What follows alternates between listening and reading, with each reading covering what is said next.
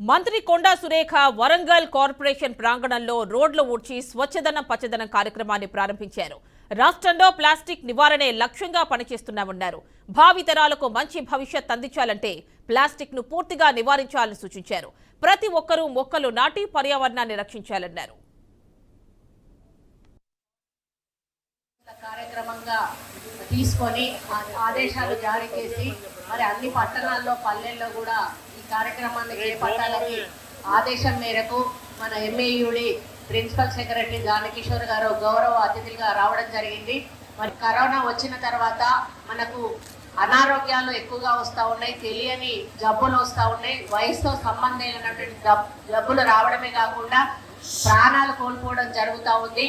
మరి ముఖ్యంగా ఆ తర్వాత మనలో ఒక అవగాహన అనేది కూడా బాగా పెరిగింది.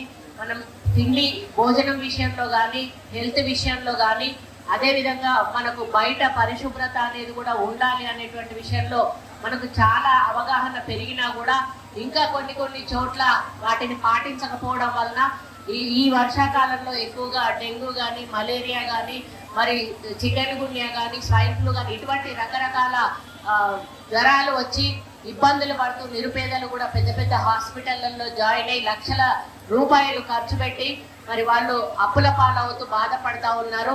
కాబట్టి మనము ఒక జబ్బు రాకముందే జాగ్రత్త తీసుకుంటే జబ్బు రాకుండా ఉండే అవకాశాలు చాలా ఎక్కువగా ఉన్నాయి.